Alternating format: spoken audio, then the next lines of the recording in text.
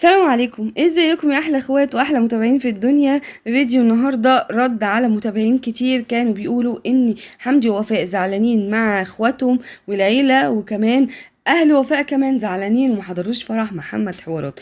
طيب هنا بالدليل ان العيله ما بتردش على المتابعين في الكومنتات نهائي، لكن بترد في فيديوهات سواء بإشارة في فيديو أو كلام. هنا في الفيديو بتاع عزومة محمود وسحر لحمدي وفاء، اتصل مع حمدي يسلم على إخواته ويبارك لمحمد في الصباحية، وقال هنا محمود قال لوفاء ألف سلامة، وعرفنا إن بعدها نزل الفيديو إن هي وفاء عاملة عملية إيه، والوفاء عملت عملية اللوز. طب عملية اللوز دي الأطفال لا بتتعمل للكبار والله يا جماعة، بس بتكون صعبة وشديدة جدا عليهم لأن اللوز بتكون متشعبة غير الأطفال، وبيبقى فيها خطورة ونسبة من نزيف أو كده. فالحمد لله هي قامت بالسلامة، وهنا بتاكل الآيس كريم في الغرفة بعد ما فاقت. وهنا بقى روحت البيت لأن العملية دي بتروح عادي في نفس اليوم، لكن هي بتكون صعبة لأن صعوبة البلع بتكون صعبة. حمدي بقى جاب من المزرعة فرخة وبطة لأني هتعمل ندى بنتها حاجة كده حلوة وشوربة عشان وفاء تشربها. وفي نفس الوقت مين جاي لهم زيارة والد وفاء ومامتها. هنا ندى ما شاء الله عملت سفرة كبيرة جدا وحلوة من الكبسة والرز البسمتي والمكرونة البشاميل واللازانيا والفراخ والبط، وبدأت هنا عمالة تسوي ما شاء الله عليها. البنت لما بتساعد مامتها وبتشيل مامتها بتبقى حاجة حلوة جدا، وخصوصا كمان لما يبقى في عزومة يا سلام. يعني البنت ما شاء الله تربية وفاء بابن الوز عوام زي ما بيقولوا.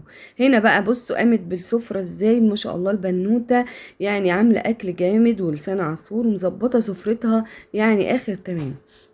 وصلوا بقى هنا جدتها وجدها، وطبعا يعني انبهروا بالاكل اللي عاملاه ندى ما شاء الله.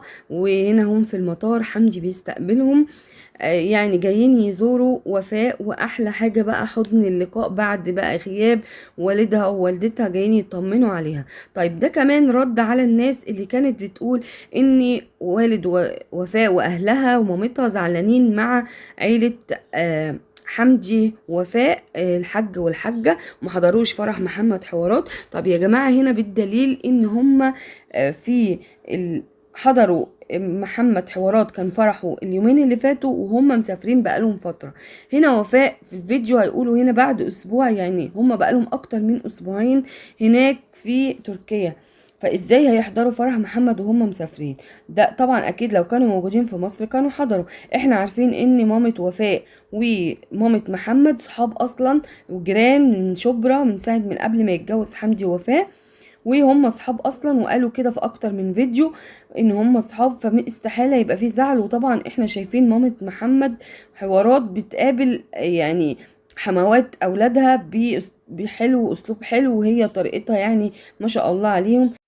وهنا الحاجة مامة وفاء بتعمل لهم عيش، قررت تعمل لهم عيش وتعمل لهم اكل مصري، وكانت جايبه لانها جايبه من السفر رنجة وفسيخ وحاجات زي كده، وهتعمل لهم بقى محشي وحاجات جميله كده جايباها من مصر وحمام. فهنا وبتعلم حمدي ازاي يعمل العيش. اجواء جميله والفيديو كان جميل جدا ورائع. وبجد اشوفكم بقى في فيديو تاني جاي جديد. ما تنسوش بقى اللايك والشير والسبسكرايب وفعلوا زر الجرس عشان يوصلكم كل جديد. مع السلامه.